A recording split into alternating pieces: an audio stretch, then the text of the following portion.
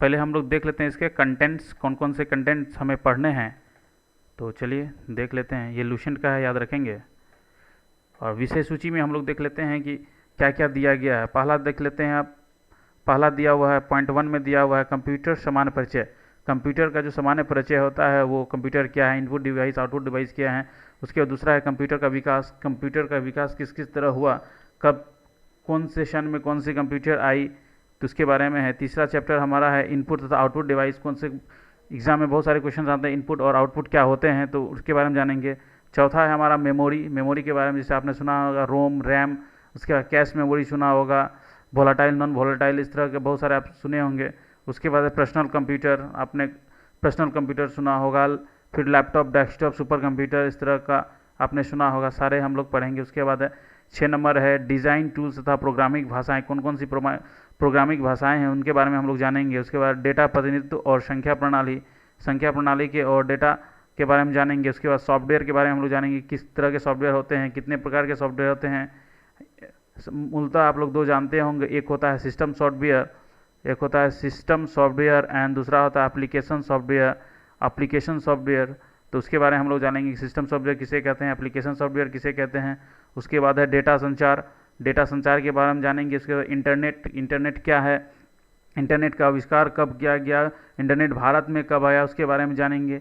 11वां है Microsoft Windows. Windows के बारे में हम लोग जानेंगे, विंडोज़ क्या होती है, कितने प्रकार के विंडोज़ होते हैं। अभी जो हम लोग यूज़ कर रहे हैं लेटेस्ट वर्जन वो विंडोज़ 11 है। ये सारी जानकारी हम लोग लेंगे। उसके माइक्रोसॉफ्ट ऑफिस।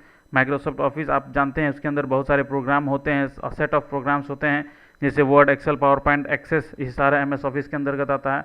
और 13 नंबर पॉइंट है कंप्यूटर संबंधित शब्द संक्षेप।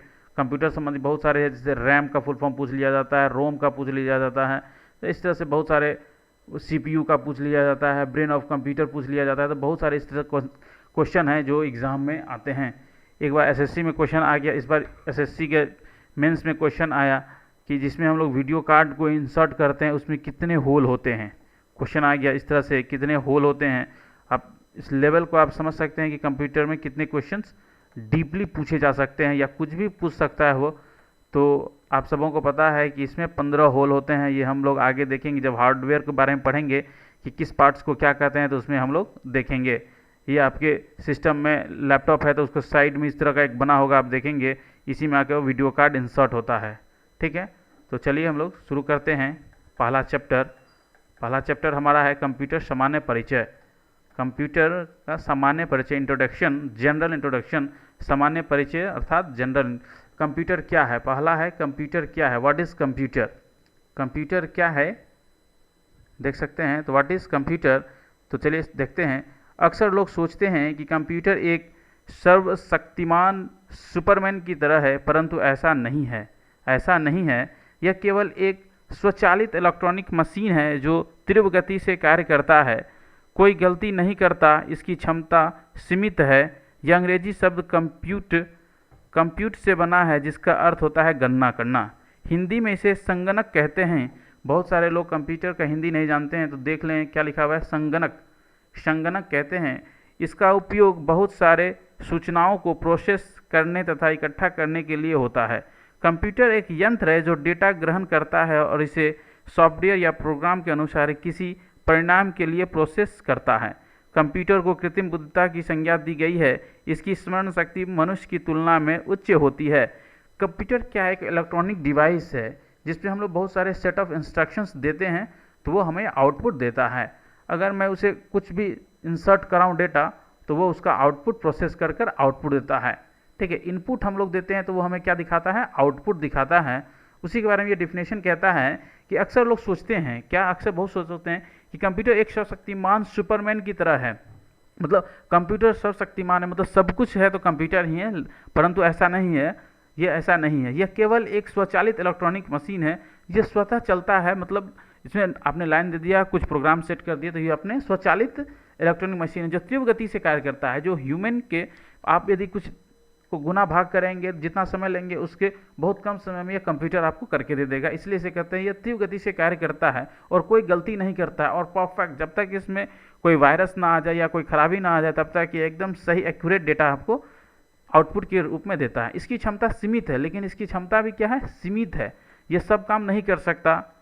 यह अंग्रेजी शब्द कंप्यूट से बना है, जिसका अर्थ होता है गणना करना, और कंप्यूटर को हिंदी में संगणक कहते हैं। क्या कहते हैं? संगणक कहते हैं। आगे चलिए देखते हैं। आगे है कंप्यूटर संबंधी प्रारंभिक शब्द। डेटा क्या होता है? What is data? यह अव्यवस्थित आंकड़ा या तथ्य है। यह प्रोसेस के पहले ही अवस्था है। साधारणतः डेटा को दो भागों में विभाजित किया जाता है, संख्यात्मक डेटा, न्यूमेरिकल डेटा। इस तरह के डेटा में 0 से 9 तक के अंकों का प्रयोग होता है, जैसे कर्मचारियों का वेतन, परीक्षा में प्राप्त अंक, जनगणना, रोल नंबर, अंकगणितीय संख्या आदि है। जैसे 0, 1, 2, 3, 4, 5, 6, 7, 8, 9 तक में ही जो भी हमें संख्या बनाना है हम इन्हीं संख्या से बनाएंगे। 10 लाख बनाना है, 20 लाख बनाना है, 10 बनाना है, जो भी बनाना है हम इन्हीं संख्या से बना देंगे। तो वही कहता है। एक है अल्फा न्यूमेरिक डेटा, मतलब इस तरह के डेटा में अंकों, अक्षरों तथा चिन्हों का प्रयोग किया जाता है, जैसे पता, एड्रेस आदि। जैसे आप क्या लिखते हैं? जैसे लिखते हैं A/22, तो ए अल्फा न्यूमेरिक हो गया, अल्फ़ाबेट भी हो गया, न्यूमेरिक हो गया। और दूसरा है सूचना, इन्फॉर्मेशन। यह व्यवस्थित डेटा का प्रोसेस करने के बाद प्राप्त परिणाम है, जो व्यवस्थित होता है। क्या होता है? तो व्यवस्थित होता है। तो इसकी कैरेक्टरिस्टिक्स देख लेते हैं। कंप्यूटर की विशेषताएं, कैरेक्टरिस्टिक्स क्या है, यह क्या क्या कर सकता है। तो आप देख रहे हैं पहला इसका दिया हुआ है, यह तीव्र गति से कार्य करता है, अर्थात समय की बचत होती है। जो व्यक्ति यदि 10 लोगों को हम लोग काम पे लगाए हैं, जितना काम वो 10 लोग करेंगे उतना हो सकता है काम वो 2 कंप्यूटर मिलकर कर ले। इसलिए कहता है यह तीव्र गति से कार्य करता है, अर्थात समय की बचत होती है। यह त्रुटि रहित कार्य करता है। 10 लोग जो हैं, हो सकता है जो काम कर रहे हो सकता है कुछ त्रुटि आ जाए, लेकिन कंप्यूटर जब गणना करता है तो त्रुटि रहित रहता है। यह अस्थायी तथा विशाल भंडारण क्षमता की सुविधा देता है। इसमें मतलब स्टोरेज कैपेसिटी ज़्यादा होती है। यह पूर्व निर्धारित निर्देशों, प्री डिफाइंड इंस्ट्रक्शन के अनुसार तीव्र निर्णय लेने में सक्षम होता है। मतलब इसमें जो भी हमें काम कराना है तो हमें पहले वो इंस्ट्रक्शन देने होते हैं, तभी जाकर ये कार्य करता है। नेक्स्ट है कंप्यूटर के उपयोग, यूजेस ऑफ कंप्यूटर। आज कंप्यूटर कहाँ कहाँ यूज़ हो रही हैं वही बताता है कि यूजेस ऑफ कंप्यूटर कहाँ यूज हैं। तो शिक्षा के क्षेत्र में, एजुकेशन के क्षेत्र में हम देख रहे हैं सारे स्कूल, कॉलेजेस, यूनिवर्सिटीज़, हर जगह कंप्यूटर से ही कार्य हो रहे हैं। ठीक है। उसके बाद वैज्ञानिक अनुसंधान, साइंटिफिक रिसर्च में भी हो रही है। रेलवे तथा वायुयान आरक्षण, रेलवे एंड एयरलाइंस रिजर्वेशन, हम लोग जो टिकट रिजर्व करते हैं रेलवे में, उसमें भी हो रही है। बैंक तो आपको पता ही है, पूरा का पूरा बैंकिंग सिस्टम कंप्यूटर पर ही निर्भर करता है। रक्षा, डिफेंस में भी इसका उपयोग हो रहे हैं। व्यापार, बिजनेस में भी हो रहे हैं। कोई भी व्यापार शुरू करता है तो आप देख लेंगे कंप्यूटर ज़रूर लगाता है और सामने में एक टेबल पे लगा के कुछ ना कुछ काम करता रहता है। प्रशासन, एडमिनिस्ट्रेशन में भी बहुत सारे यूज़ हो रहे हैं। चिकित्सा में, मेडिकल साइंस में भी बहुत यूज हो रहे हैं। प्रकाशन, पब्लिकेशन में बुक वगैरह पब्लिश होते हैं तो वहाँ भी कंप्यूटर का यूज है। संचार, कम्युनिकेशन में तो आपको पता ही है किस तरह से कंप्यूटर का यूज हो रहा है। और मनोरंजन, रिसर्च, रिक्रिएशन में भी हो रहा है, मनोरंजन में भी हो रहा है। आपको पता है लाइव टेलीकास्ट हो जा रहे हैं कंप्यूटर लगाकर। तो बहुत सारे इसके यूज हैं। तो नेक्स्ट है, एक मिनट देख लेता हूँ रिकॉर्डिंग हो रही है या नहीं। रिकॉर्डिंग हो रही है, कोई दिक्कत नहीं है। चलिए नेक्स्ट है। उसके बाद कंप्यूटर के कार्य, कंप्यूटर के क्या कार्य हैं, what is functions of computer. Computer का पहला कार्य है डेटा संकलन, डेटा को कलेक्शन करना। दूसरा डेटा संसाधन, डेटा प्रोसेसिंग करना, डेटा का प्रोसेस करना। डेटा संचयन, डेटा का स्टोरेज करता है। और डेटा निर्गमन, आउटपुट डेटा, इस मतलब आउटपुट देता है, डेटा को आउटपुट करता है, आउटपुट डेटा। नेक्स्ट है डेटा प्रोसेसिंग और electronic data processing. Data processing and electronic data processing क्या होती है तो उसके बारे में जान लेते हैं। कहता है कंप्यूटर के निर्माण से पहले निश्चित लक्ष्य को प्राप्त करने के लिए डेटा का संकलन, संचयन, संसाधन और निर्गमन हस्तचालित विधि, मैनुअल मेथड से होता था, जिसे डेटा प्रोसेसिंग कहते थे। जैसे जैसे टेक्नोलॉजी का विकास हुआ, इन सभी कार्यों के लिए कंप्यूटर का उपयोग होने लगा। इसे इलेक्ट्रॉनिक डेटा प्रोसेसिंग, ईडीपी कहते हैं। पहले डेटा प्रोसेसिंग मैनुअली होता था और अब इलेक्ट्रॉनिक डेटा प्रोसेसिंग कंप्यूटर के माध्यम से होता है, इसलिए इसे इलेक्ट्रॉनिक डेटा प्रोसेसिंग कहते हैं। डेटा प्रोसेसिंग का मुख्य लक्ष्य अव्यवस्थित डेटा, रॉ डेटा से व्यवस्थित डेटा इन्फॉर्मेशन प्राप्त करना है, जिसका उपयोग निर्णय लेने के लिए होता है। जैसे हमने इनपुट, पहले तो इनकमिंग डेटा, उसके बाद इनपुट दिया, प्रोसेस किया, आउटपुट दिया, आउटगोइंग इन्फॉर्मेशन। ये प्रोसेस है इनपुट, पहले हम इनपुट देंगे, वो प्रोसेस करेगा, हमें वो आउटपुट दिख जाएगा। नेक्स्ट है कंप्यूटर सिस्टम, कंप्यूटर सिस्टम क्या होती है उसके बारे में हम लोग देख लेते हैं।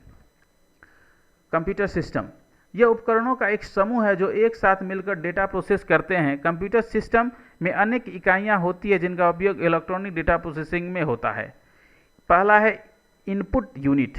इनपुट यूनिट क्या होती है देख लेंगे। इनपुट यूनिट कहता है इनपुट यूनिट वैसी इकाई जो यूजर से डेटा प्राप्त कर सेंट्रल प्रोसेसिंग यूनिट यानी सीपीयू को इलेक्ट्रॉनिक पल्स के रूप में प्रभावित ट्रांसमिट करता है। जैसे कि automatic teller machine, automatic teller machine ATM में जब हम निकासी जैसा कि इलेक्ट्रॉनिक टेलर मशीन में निकासी विड्रॉल के लिए जाते हैं तो हमें pin number, personal identification number, आप याद रखेंगे पिन का फुल फॉर्म क्या है, पूछ सकता है एग्जाम में। PIN का फुल फॉर्म, PIN का फुल फॉर्म क्या है, PI जैसे बोलते हैं एटीएम पिन का नंबर क्या है तो PIN है। तो personal identification number, personal identification number डालना होता है। उसके लिए इनपुट इकाई के रूप में कीपैड का उपयोग किया जाता है। दूसरा है सेंट्रल प्रोसेसिंग यूनिट सीपीयू, इसे प्रोसेस भी करते हैं। यह एक इलेक्ट्रॉनिक माइक्रोचिप है जो डेटा को इन्फॉर्मेशन में बदलते हुए प्रोसेस करता है। जो हमने डेटा डाला है उसे क्या करता है, माइक्रोचिप अंदर लगा होता है जो क्या करता है, डेटा को इन्फॉर्मेशन में बदलते हुए प्रोसेस करता है। इसे कंप्यूटर का ब्रेन कहा जाता है। सीपीयू को कंप्यूटर का ब्रेन कहा जाता है, आप लोगों को सब जानते होंगे।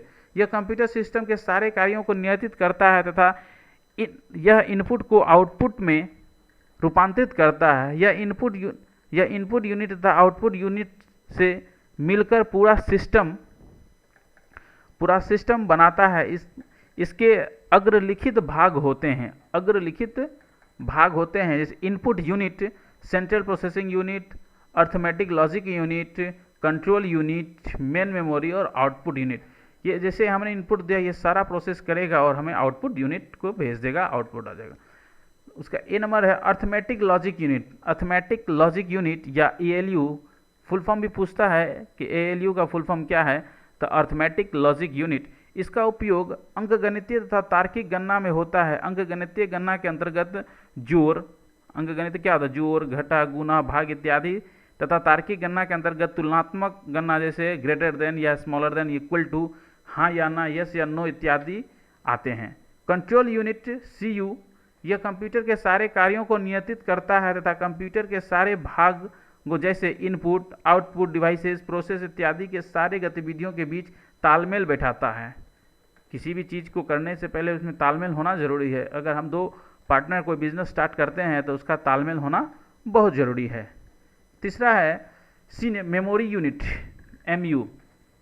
यह डेटा तथा निर्देशों के संग्रहण करने में प्रयुक्त होता है। इसे मुख्यतः दो वर्गों में प्राइमरी तथा सेकेंडरी मेमोरी में विभाजित करते हैं। जब कंप्यूटर कार्यशील रहता है अर्थात वर्तमान में उपयोग हो रहे डेटा तथा निर्देश का संग्रहण प्राइमरी मेमोरी में होता है। सेकेंडरी मेमोरी का उपयोग बाद लेटर में उपयोग होने वाले डेटा तथा निर्देशों को संग्रहित करने में होता है। आउटपुट यूनिट क्या है, तो वैसी इकाई जो सेंट्रल प्रोसेसिंग यूनिट से डेटा लेकर उसे यूजर को समझाने योग्य बनाता है। जैसे कि जब हम सुपर मार्केट से बिल अदा करते हैं तो हमें रसीद प्राप्त होता है जो एक आउटपुट का रूप है। यह आउटपुट उपकरण आउटपुट डिवाइस प्रिंटर से प्राप्त होता है। आप आशा करता हूँ आपको लेसन 1 समझ में आया होगा। इसमें कुछ नहीं था, बस कुछ इन्फॉर्मेशन था। 2-3 क्वेश्चन यहाँ से मात्र बनते हैं जो एग्ज़ाम में पूछे जाते हैं, देख सकते हैं। ठीक है, तो ये प्रश्न है, आज मैं आपको PDF डाल दूंगा, आप देख लेंगे। ठीक है, तो नेक्स्ट वीडियो में मैं इसका क्वेश्चन भी आपको करा दूंगा। और नेक्स्ट वीडियो में ही हम लोग चैप्टर 2 स्टार्ट करेंगे और चैप्टर 1 के सारे क्वेश्चंस कर लेंगे। आशा करता हूँ आपको समझ में आया होगा। अगर आपको ये वीडियो अच्छा लगता है तो चैनल को सब्सक्राइब ज़रूर कर लें और वीडियो को लाइक करें। और आगे इस तरह से आप देखना चाहते हैं वीडियो को तो अपने दोस्तों को भी शेयर करें और बताएं उनसे कि यहाँ कंप्यूटर की क्लासेस पढ़ाई जा रही है। इसमें मैं आपको बहुत कुछ बताऊँगा, मैं आपको बहुत सारे कंप्यूटर के पार्ट्स भी दिखाऊँगा कि किसे क्या कहता है। यदि कंप्यूटर या लैपटॉप आपका कुछ प्रॉब्लम आ जाती है तो सॉफ्टवेयर इशू को किस तरह से सॉल्व किया जाए मैं वो बताऊंगा। और जितने भी एग्जाम्स में अभी तक कंप्यूटर से रिलेटेड क्वेश्चन आए हुए हैं तो वो सारे क्वेश्चंस को हम लोग 1 बाय 1 यहाँ पे देखेंगे। ठीक है, आशा करता हूँ आपको समझ में आ रही होगी। चलिए आज यहीं तक, धन्यवाद। मिलते हैं फिर अगले वीडियो में। Bye bye.